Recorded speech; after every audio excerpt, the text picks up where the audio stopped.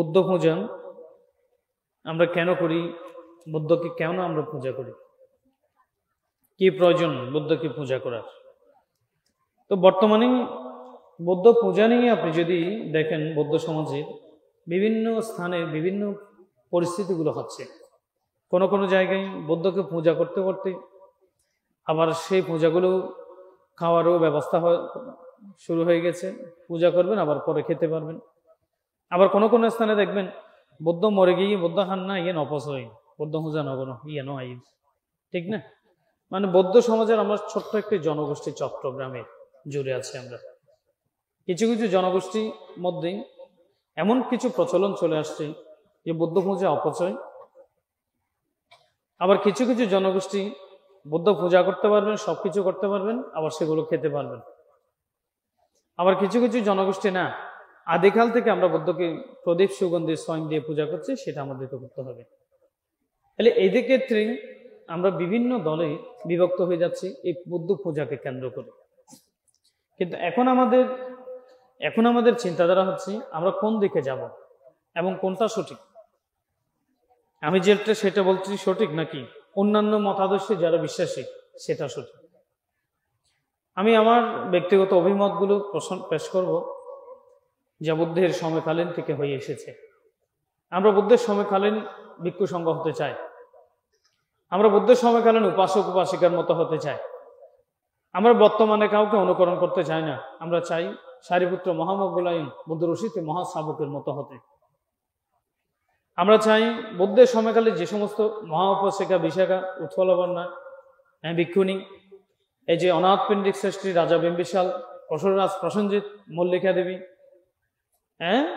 তারপর এই বিভিন্ন উপাসিকারা যারা বুদ্ধের সময়কালীন ছিল, উপাসক উপাসিকারা, তাদের এই পদাঙ্ক আমরা অনুকরণ করি, সেভাবেই আমাদের ধর্মময় আমরা জীবন গঠন করব।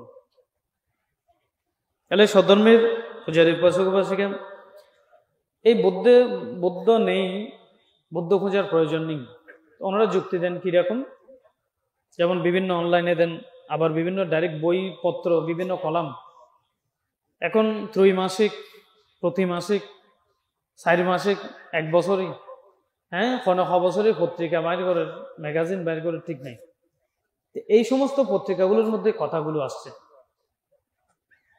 তা আসলে বৌদ্ধ যদি নেই, বুদ্ধের পূজার যদি প্রয়োজন না থাকে, বৌদ্ধ খাচ্ছে না সেটা আমিও জানি, বৌদ্ধ পরিনির্বাপিত হয়েছেন, উনি কেন কিভাবে খাবেন যিনি মহাপরিনির্বাপিত হয়েছেন? তাহলে বৌদ্ধ যেহেতু নেই, বুদ্ধকে যেহেতু স্বয়ং তোলার প্রয়োজন নেই, আমরা যদি পূজা করি কতটুকু অপচয় হচ্ছে, আর পূজা না করলে আমরা কতটুকু ক্ষতিগ্রস্ত হব, এটা আমাদেরকে ভাবতে হবে। বুদ্ধ খাচ্ছে না সেটা আমরা কেউ প্রমাণ করতে পারবো না এবং কেউ আমরা দেখিনি, এবং এটা সত্য। কিন্তু সত্য হলেও আমাদের বুদ্ধ পূজা করতে হবে। কেন করতে হবে? দেখুন, এই যে বর্তমান বিজয়ের মাসের মধ্যে আমরা মুক্তিযোদ্ধার স্মৃতি বেদিতে আমরা পুষ্পার্ঘ প্রদর্শন করি। ওনারা কি বেঁচে আছেন? পুষ্পগুলো দেখছেন, আমাদের শ্রদ্ধাগুলো, আমাদের ভক্তিগুলো ওনারা কি গ্রহণ করছেন না। কিন্তু ওনাদের স্মৃতির রক্ষার্থে আমরা তাদের শহীদ মিনার বানিয়ে রেখেছি, মুক্তি বানিয়ে রেখেছি, তাদেরকে আমরা সম্মান করছি বা স্মরণ করছি। তাহলে ধারাবাহিকতায় ওনারা তো পাচ্ছেন না, কিন্তু না পেলেও যদি আমরা তাদেরকে মনে না করি, স্মরণ না করি, তাহলে সেটা অকৃতজ্ঞ হবে এবং তাদেরকে আমরা ভুলে যাব। তাহলে যেখানে শহীদদেরকে ভুলে গিয়ে আমাদেরকে অকৃতজ্ঞতা হয়, এটা আমাদের অনুচিত হবে। তাহলে সেখানে মহাকারণিক বুদ্ধ, সাধারণ মানুষের কথা আপনারা চিন্তা করুন। একটা মানুষ ভোরবেলা ঘুম থেকে উঠবে, হয়তো নিজে 2টি ফুল খুঁজবে, অথবা ছেলে মেয়েকে বলবে ঘরগুলো পুরাই দাও, 2টা ফুল তোলো, দুপুর 12টার আগে অল্প সোয়াইং দাও, সন্ধ্যাবেলা যখন হবে একটা বাতি দাও। তাহলে সচরাচর যারা আমরা বৌদ্ধ আছি, সারাদিনে মিলে পরিবারের কয়েকজন সদস্য মাত্র এগুলোই করি আমরা। তা আবার যতগুলো সদস্য আছে আমরা সবাই করি না, কেউ করি আমরা। তাহলে আমরা যারা বৌদ্ধ ভিক্ষু, সংসার ত্যাগ করে বৌদ্ধ ধর্মানুধর্ম আমরা আচরণ করছি, এছাড়া সাধারণ মানুষরা যদি বুদ্ধের প্রতিদিন রীতিনীতির প্রচলনগুলো যদি আমরা বন্ধ করে দিই, অপচয় বলি, এটি কি বৌদ্ধ জাতির জন্য কি মঙ্গলকর হবে নাকি অমঙ্গলকর হবে? তাহলে সব ধর্মের পূজাবৃন্দগণ আমার কথাগুলো দৃষ্টি আকর্ষণ করুন, মন দিয়ে শুনুন। একটা মানুষ যখন চাকরি করে, ব্যবসা বাণিজ্য করে, লেখাপড়া করে, জীবনযাত্রার মধ্যে সে উন্নত হওয়ার জন্য সে ছুটতে থাকে, তখন তার জীবনগুলো বড় হওয়ার জন্য, অর্থ উপার্জন করার জন্য, নামি দামি মানুষ হওয়ার জন্য সে ব্যাকুল হয়ে থাকে। তখন সে কি মনে করে থাকে? এটা অপচয়, ওটা অপচয়, এটা অপচয়, ওইটা অপচয়, এগুলো বলতে থাকে। এই সমস্ত কথাগুলো আসে সচরাচর উন্নত শিক্ষিত সমাজ থেকে।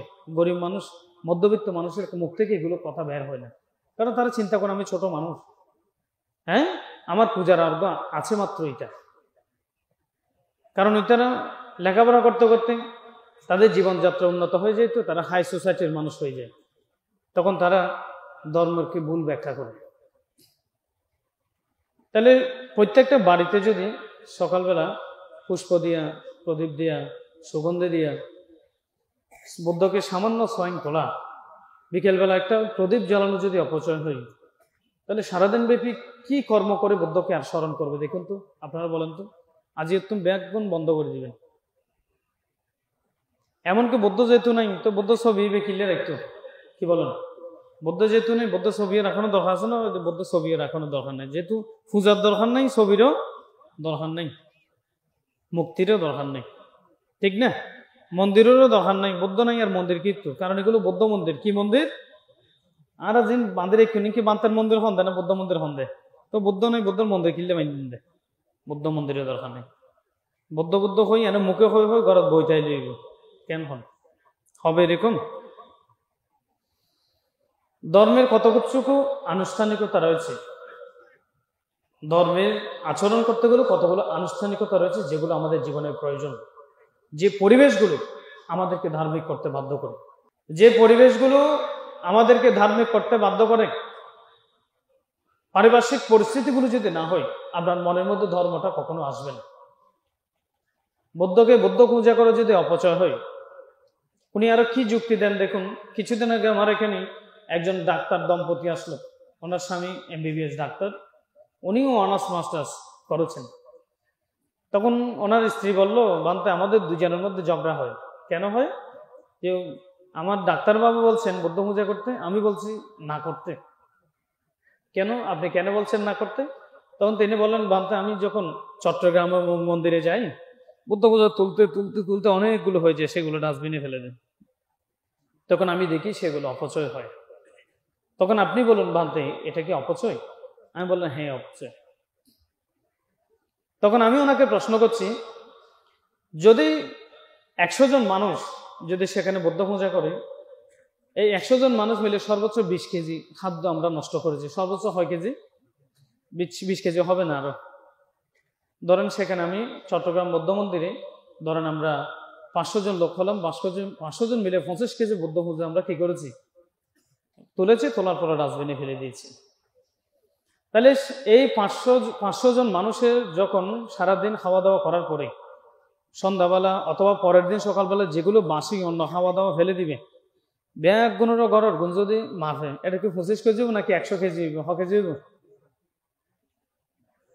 তখন আমি উপাসিকাকে বললাম, আজকে আপনি বুদ্ধকে পূজা করলে কি কি দেন? তখন বলছে, বান্তে এটা দিই। তো সন্ধ্যাবেলায় কি ফেলে দেন? কারণ সকালবেলায় কি ফেলে দেন? বলছে না, অনেকগুলো ভাত তরকারি বাসি হয়ে যায়, নষ্ট হয়ে যায়, ফেলে দিত। তাহলে আপনি বাসি হয়ে যায়, নষ্ট হয়ে যায়, আপনি ডাস্টবিনে ফেলে দেন, এটা আপনি অপচয় মনে করেন না।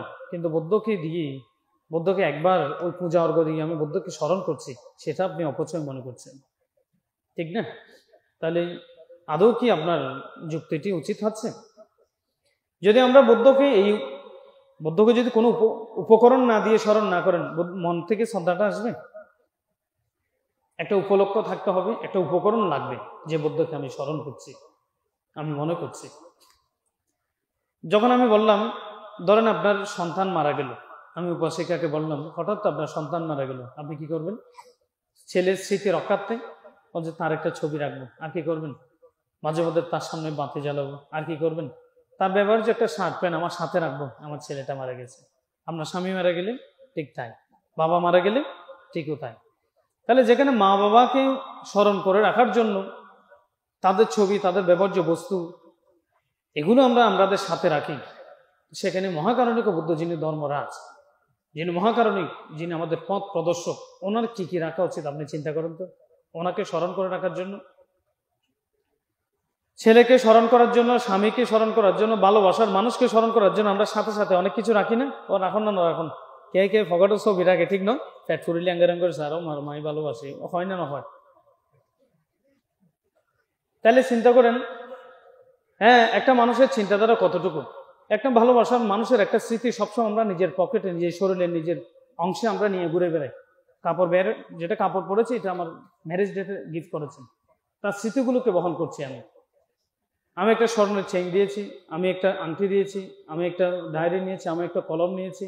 সবসময় আমাদের প্রিয় ভালোবাসার মানুষকে আমরা স্মরণ করে করে রাখি, তার ব্যবহার্য বস্তুগুলো আমরা আমাদের পাশে রাখি। তাহলে যেখানে একজন আপন মানুষকে আমরা এভাবে সাথে রাখি, সেখানে ধর্মরাজ মহাকারণিক বুদ্ধকে কি পরিমাণে আমাদেরকে স্মরণ করতে হবে, তাদেরকে সাথে রাখতে হবে, ওনাকে মনে করতে হবে, ওনাকে পূজা করতে হবে। আপনারা চিন্তা করে দেখুন, বৌদ্ধ ত্রিপিটকের মধ্যে অনেক অংশের মধ্যে বলেছেন, যদি মহাকারণিক বুদ্ধকে যদি কেউ পুষ্প দিয়ে পূজা করেন, কেউ যদি প্রদীপ দিয়ে পূজা করেন, যদি কেউ আহার্য বুঝা দিয়ে পূজা করেন, যদি বুদ্ধের শরণার্থী, যদি কেউ যদি বুদ্ধ সেগুলো খাচ্ছে না, কিন্তু অন্তপক্ষে যতক্ষণ আমি বুদ্ধকে সেগুলো দিচ্ছে, ভগবান এগুলো আপনাকে আমি স্বয়ং দিচ্ছি, এই চেতনা যে মনের মধ্যে আমি 5টা মিনিট 10টা মিনিট মনের মধ্যে যে আমার অনুভূতি উৎপন্ন হচ্ছে, এটা আমাদেরকে পুণ্য হচ্ছে নাকি পাপ হচ্ছে? সবাই বলুন, পুণ্য না পাপ? হ্যাঁ, পুণ্য হচ্ছে। বুদ্ধকে আমি এক বাটে স্বয়ং দিয়েছি, অধিবাসিত নবান্তে ভোজনাং পরীক্ষা পিতাম অনুকম্পং পদায় পাঠে বলেছি, যেগুলো স্বয়ং দিয়েছি এর চেয়ে বেশি বা যে খাইতে মনে নহর মুকুদ রুচি নেই, ইয়ার তো বেশি, হ্যাঁ, এর চেয়ে বেশি প্লেটের পাশে আমরা কি করি? উচ্ছিষ্ট রাখি। উচ্ছিষ্ট মানে আইন্ডে করি আমরা, নগরী। তাহলে আপনারা চিন্তা করুন, যদি একটা বস্তুর অপচয়ের বিনিময়ে যদি আমি বুদ্ধকে স্মরণ করতে পারি, বুদ্ধের প্রতি শ্রদ্ধা জাগ্রত করতে পারি, তাহলে বুদ্ধ পূজা, এই পূজায় শ্রদ্ধা কেন অপচয় হবে? আর যদি অপচয়ের কথা বলেন, এখান থেকে যাওয়ার সময় এখান থেকে 500 টাকা দামের একটা প্লেন নিয়ে যাবেন, আপনার ছেলেকে দিবেন, আমার সোনামণি তুই ইচ্ছা করি আমি বাঁয়ে ফেলিব, ও তলিব অপচয় নয়।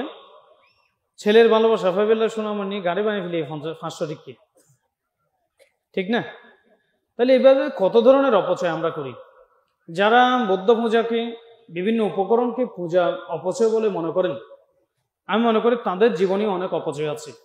অপচয় যেমন অনেকে দেখবেন নিজের ভালোবাসার মানুষকে, পছন্দের মানুষকে অনেক কিছু গিফট দেয়, টাকা দেয়, পয়সা দেয়, কাপড় দেয়, চোপড় দেয়, ব্যবহার যে জিনিসপত্র দেয় না, দেয়। তাই এটা অপচয় না? এগুলো অপচয় নয় কি? হ্যাঁ, যখন আমার লক্ষ লক্ষ টাকা হয়, তখন স্ত্রী পুত্র নিয়ে আমি ওই যে হানিমুনে যাই, বেড়াতে যাই, পিকনিকে যাই, স্পোর্টে যাই, পার্কে যাই, এগুলো অপচয় নয় কেন? এগুলো ওরা আরো কি যুক্তি দেয় জানেন? যে এগুলো তো নষ্ট হয়ে যাচ্ছে, এগুলো কাকে দিন? অনাহারে দরিদ্র বস্তির ছেলে মেয়েকে দিন। কেন তোমরা আজকে যে বছর হানিমুন করে এদিকে ঘুরে ঘুরে প্লেন ভাড়া, গাড়ি ভাড়া যেগুলো দিয়ে 2-5 বছর না করে এগুলো দিন বিকেরিকে দাও না, এটা অপচয় নয়? এ ফার্স্ট ইয়ার বৌদ্ধ পূজা করি ইন্ন অপচয় দে। হ্যাঁ, একটা কাপড় চোপড়ের দাম, একটা যদি 6 বছর মেয়ের কাপড় কিনেন 1000 টাকার নিচে পাবেন না। একটা ভালো মানের একটা কাপড় কিনলে 3000 টাকা, 4000 টাকা, 5000 টাকা, এগুলো অপচয় না? এবছর একখান ঘর ফিনতে থাকিবেন, তার বেগুন দান করে দিবেন, বসতে ছেলে হলো না। যারা অপচয় হয় তারা যদি হয় তারা করতো না। হ্যাঁ, তারা কিন্তু গ্যাটাপ মেরে মেরে থাকবে, গ্যাটাপ বুঝুন না, আর তুমি বেশি বুঝো না। তারা হাইফাই করে থাকবে, তারা আবার বুদ্ধের সামান্য সম পুজোকে তারা অপচয় করবে। এমনকি দিবরা ফেলে দেয়ারা বুদ্ধরা বিয়ান বেলো দুয়ো সারকে হুঁজো উগ্র দুঃখ কাটি উগ্র বাত্রি। আর বুদ্ধ হুঁজো যখন গাই দুনিয়া চকলেট মকলেট মুড়ি ফুরি, বুদ্ধ পাইছে মুড়ি খায় না, ঠিক আছে না? নয় উগ্র আফেল উগ্র সেই এত কেন দম পড়ে না, আরো করে হয়। এই সামান্য পূজা উপকরণ যদি আমরা অপচয় মনে করি, আমাদের জীবন আমরা কত কিছু অপচয় করি আপনারা চিন্তা করে দেখুন।